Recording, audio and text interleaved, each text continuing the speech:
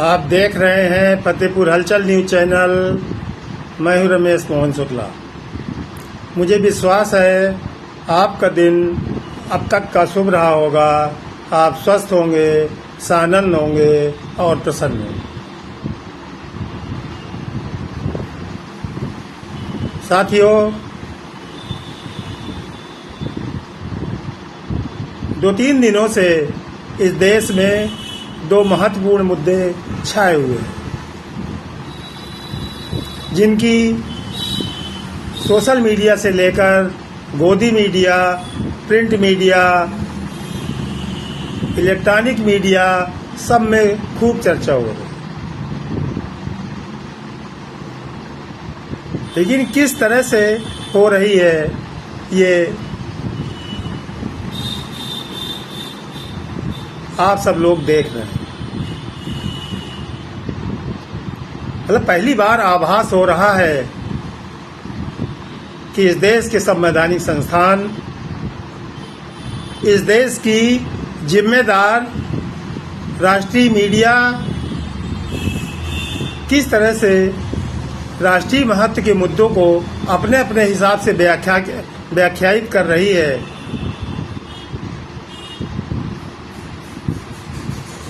जनता को सच जानने का हक है।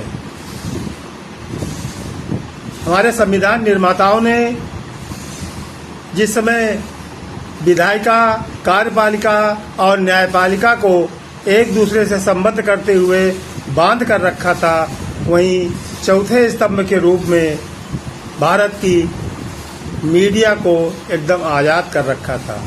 उनका उद्देश्य यही था।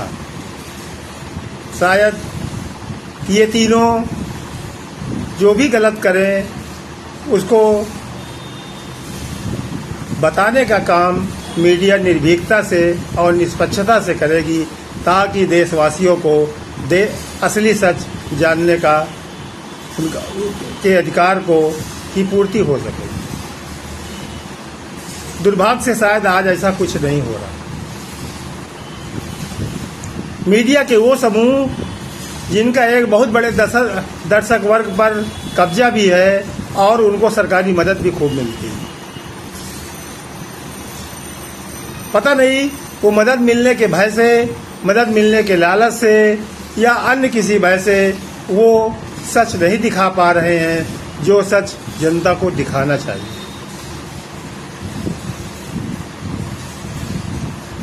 चलिए, ये उनका अपना धर्म है। देश की जनता अब काफ़ी जागरूक हो चुकी है और वो सच और झूठ को समझने की सामर्थ्य भी रखती है।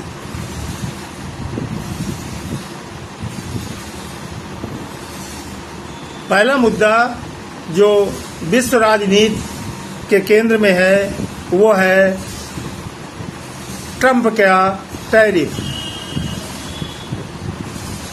अमेरिकी राष्ट्रपति ट्रंप इन दिनों बौखलाए से लगते हैं और वो हर उस व्यक्ति की जबान दबाना चाहते हैं जो उनके विरोध में बोले, और उनके पास एक सूत्री हथियार है टैरिफ।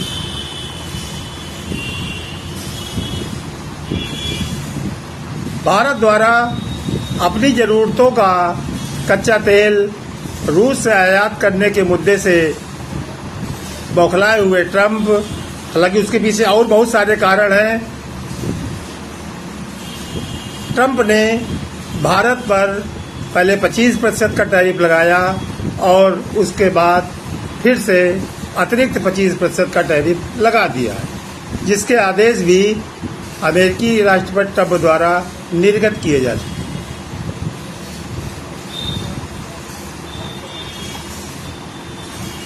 ये सत्य है कि भारत का सबसे अधिक जो व्यापार होता है, व्यापार इन मामलों में, व्यापार तो हमारा चीन के साथ भी होता है जो करोड़ों डॉलर का है, और अमेरिका के साथ भी होता है। लेकिन दोनों में एक अंतर है।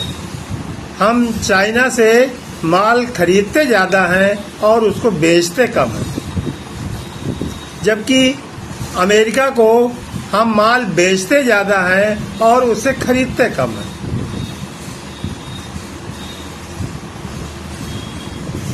तो अमेरिका द्वारा जो 50% का टैरिफ लगाया गया है उससे हमारे एक्सपोर्ट पर काफ़ी प्रभाव पड़ने वाला है। और जो एक्सपोर्ट प्रभावित होगा तो इस देश के उद्योगों को, इस देश की अर्थव्यवस्था में और उन उद्योगों में लगे हुए लोगों की नौकरियों पर भी प्रभाव पड़ना लाजिमी है। कल तक जो ट्रंप को अपना सबसे बड़ा हितैषी मान रहे थे, आज वो पानी पी पी कर ट्रंप को गरिया रहे हैं। और जो कल तक ट्रंप को गरिया रहे थे, आज वो जाने अनजाने ट्रंप के पक्ष में खड़े हैं। जैसा कि किसी मनीषी ने कहा था कि राजनीति में न कोई किसी का स्थायी शत्रु होता है और न कोई स्थायी मित्र। अमेरिकी टैरिफ से जो सबसे ज़्यादा नुकसान हमारे देश को होने वाला है वो है कृषि उत्पादों का क्षेत्र, फार्मास्यूटिकल दवाओं का क्षेत्र और सारे का क्षेत्र। चूँकि हम अमेरिकी बाजार में अपने बहुत सारे उत्पाद सबसे अधिक संख्या में निर्यात करते हैं। टैरिफ के बढ़ जाने से होगा ये कि जो चीज़ 100 रुपए की मिलती थी अमेरिका में भारतीय, वो अब अमेरिकियों को 175 रुपए में खरीदनी पड़ेगी। गणित समझिए, 25% जो पहले लग रहा था, उसके बाद फिर जो उन्होंने 25 लगाया और इन दोनों को मिलाकर जो उन्होंने बोनस करके 25% लगाया, इस तरह से 100 रुपए की चीज़ अब 175 रुपए में प्रत्येक अमेरिकी को भारतीय चीज़ खरीदनी पड़ेगी। और जब इतनी महंगी चीज़ हो जाएगी भारत की बनी हुई, तो संभवतः अमेरिकी नागरिक दूसरे देशों के उत्पादों की ओर अपना दिमाग लगाएंगे, जिससे भारतीय वस्तुओं की मांग कमज़ोर होगी और यहाँ भारत के उद्योगों में उसकी सप्लाई कम होगी। सप्लाई कम होगी तो मजदूर निकाले जाएंगे, कर्मचारी निकाले जाएंगे, अधिकारी निकाले जाएंगे। ये केवल आर्थिक धमकी नहीं है अमेरिकी ट्रंप की, बल्कि अगर देखा जाए तो ये बहुत बड़ी राजनीतिक धमकी भी है। जिस तरीके से उसने भारत की अर्थव्यवस्था को डेड बताते हुए रूस से आयात करने वाले तेल और रक्षा उपकरणों की निंदा की है, वो एक तरीके से धमकाना ही कहा जाएगा। यद्यपि रूस ने उसका समुचित जवाब दिया है अमेरिका को, और इन दिनों भारत के सुरक्षा सलाहकार अजित डोभाल मॉस्को में मौजूद हैं और संभवतः अगले सप्ताह इस देश के विदेश मंत्री भी रूस जाने वाले। सबसे बड़ी विडंबना की बात यह है कि कल तक जिस चीज को हम अछूत समझते थे, गलवान घाटी में हुए संघर्ष के बाद भारत का प्रधानमंत्री जब एक भी बार चाइना नहीं गया था, आज उसी भारत का प्रधानमंत्री 31 अगस्त और 1 सितंबर को चाइना में एससीओ की मीटिंग में भाग लेने के लिए जा रहा है।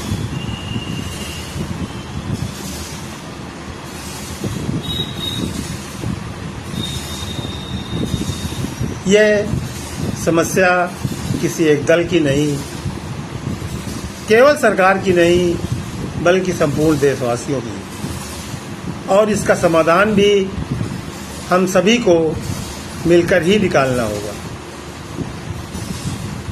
एक देशवासी के रूप में हम अमेरिका से बदला ले सकते हैं। जरूरी नहीं कि हम किसी संवैधानिक पद पर हों या हमारे पास कोई ताकत हो। हम, जैसा कि प्रधानमंत्री नरेंद्र मोदी द्वारा बनारस में आह्वान किया गया था, हम अपने देश की बनी वस्तुओं को खरीदने में, उनका उपयोग करने में यदि दिलचस्पी दिखाने लगें तो अमेरिका जैसे अनेक देशों को हम अपने स्तर से भी जवाब दे सकते हैं। लेकिन प्रश्न यहाँ फिर वही उठता है कि जब हमारे वर्तमान प्रधानमंत्री श्री नरेंद्र मोदी जी इस बात से भली भांति वाकिफ थे कि अमेरिका किसी भी तरह से भारत का हमदर्द नहीं हो सकता,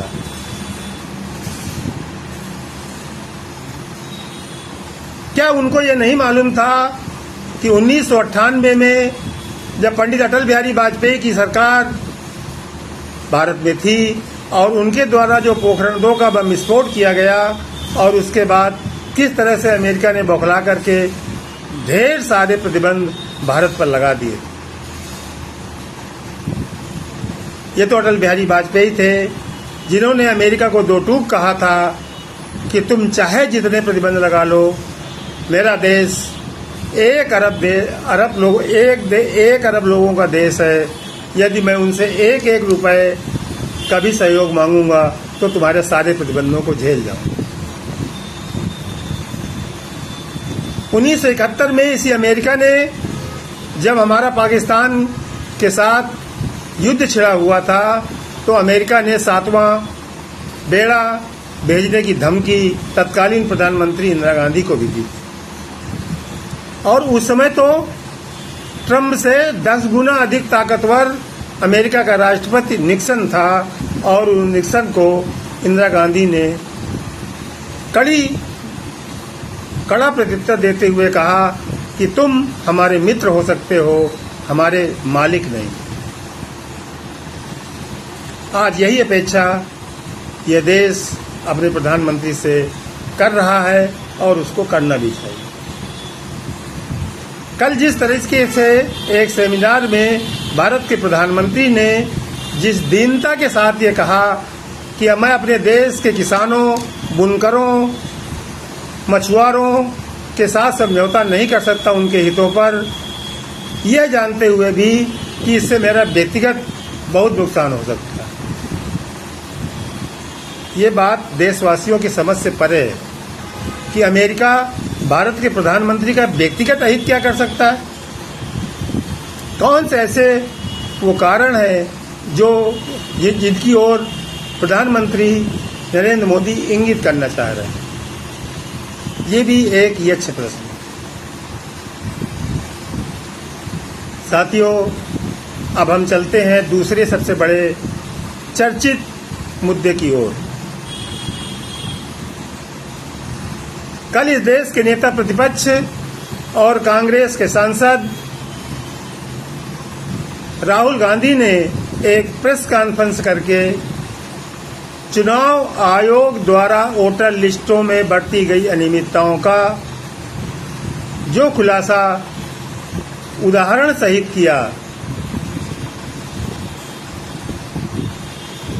और उसका जिस तरह से जवाब भारतीय जनता पार्टी के नेताओं द्वारा और चुनाव आयोग द्वारा दिया गया, वो भी काफी चर्चा में और उस पर भी हर सच्चे देशवासी को नजर रखनी चाहिए, विचार करना चाहिए और सोचना भी चाहिए। भारत का चुनाव आयोग जो इस देश की चुनावी प्रक्रिया के लिए पूरी तरह से जिम्मेदार है, एक संवैधानिक संघ और उसी के बलबूते विश्व में हम गर्व से कहते आए हैं कि हम इस दुनिया का सबसे बड़ा लोकतंत्र, और यदि उसी पर प्रश्न चिन्ह लग जाए तो क्या छवि रह जाएगी हमारे लोकतंत्र की और हमारे उस लोकतंत्र के कथित रक्षक चुनाव आयोग। कल राहुल गांधी ने बाकायदा बंगलुरु मध्य लोकसभा क्षेत्र की एक विधानसभा महादेवपुरा के वोटर लिस्ट की जिस तरीके से उन्होंने उदाहरण दे करके प्रेस कॉन्फ्रेंस में बताया और उसके बाद जिस तरीके से चुनाव आयोग का उत्तर आया कि यदि राहुल गांधी को जो कुछ कहना है वो शपथ पत्र में दें, शपथ पत्र में दें, अन्यथा देश से माफी मांगे। कैसा जवाब था ये चुनाव आयोग? वोटर लिस्ट तो चुनाव आयोग की जिम्मेदारी थी। यदि उसमें गड़बड़ी है और जिसका उदाहरण राहुल गांधी दे रहे हैं और साक्ष्यों सहित दे रहे हैं, तो उसकी जांच चुनाव आयुक्त को करवानी चाहिए थी। लेकिन वो तो शपथ पत्र में शिकायत मांग रहा है, वो भी नेता प्रतिपक्ष से। किस लिए? और जो जवाब चुनाव आयोग को देना चाहिए था, उसका जवाब सत्ता पक्ष के बड़े बड़े नेता आकर के दे रहे हैं। और इस देश की मीडिया क्या कर रही है, इसका एक नमूना बताने के लिए पर्याप्त। राहुल गांधी की प्रेस कॉन्फ्रेंस और उसमें उठाया गया मुद्दा वास्तव में राष्ट्रीय हित का था, इस देश के लोकतंत्र से जुड़ा हुआ था, और होना तो ये चाहिए था कि ये मुद्दा भारत की मीडिया में लीडिंग हेडलाइन बने, लेकिन ऐसा नहीं हुआ। मुझे शंका थी।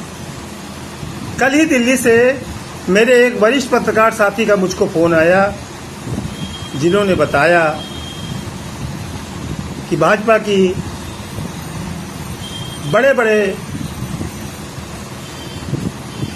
नेताओं के द्वारा प्रमुख मीडिया समूहों के मालिकों को या उनके संपादकों को फोन किया गया है कि इस खबर को प्रमुखता से न छापा जाए, और अगर छापा भी जाए तो उसमें चुनाव आयुक्त द्वारा दी गई प्रतिक्रिया को वरीयता प्रदान की जाए।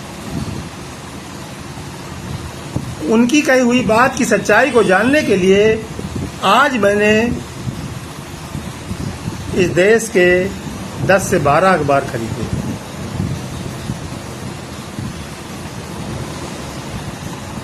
उनको मैंने देखा तो मुझे अपने मित्र की कही वो बात बिल्कुल सही साबित हुई। किसी भी अखबार ने, दैनिक भास्कर को छोड़कर, दैनिक भास्कर जो वास्तव में आज भी पत्रकारिता के अपने बुनियादी सिद्धांतों से नहीं डिगा है, मैं उसकी यहाँ पर तारीफ करना चाहूँगा। दैनिक भास्कर ने प्रमुखता से प्रथम पेज में राहुल गांधी की प्रेस कॉन्फ्रेंस को छापा और काफी स्थान दिया, जबकि अन्य कई नामी दैनिक समाचार पत्रों ने या तो उसको तीसरे पेज में छापा, किसी ने 13वें पेज में छापा, किसी ने छोटी सी हेडलाइन में छापा और चुनाव आयुक्त की प्रतिक्रिया को लीडिंग हेडलाइन दी। मुझे लगा कि मेरे मित्र द्वारा कही गई बात एकदम सही। साथियों, ये विचारणीय बिंदु है, हमें सोचना है।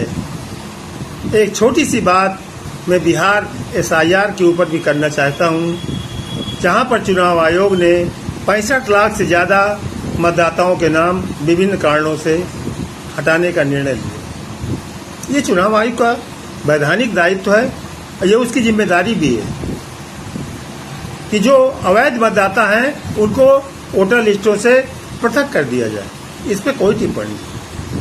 लेकिन फिर प्रश्न यही उठता है कि उन 65 लाख से अधिक मतदाताओं ने एक साल से कुछ ज्यादा पहले 2024 जून के लोकसभा चुनाव में भी मतदान किया होगा, और उस मतदान से तमाम जनप्रतिनिधि चुने हो गए, तो क्या चुनाव आयोग में यह नैतिक साहस है कि 2024 के चुनाव में चुने गए जनप्रतिनिधियों का चुनाव वो निरस्त करवा सके? ये बहुत बड़ी बात है, और इस पर देश के हर नागरिक को सोचना चाहिए।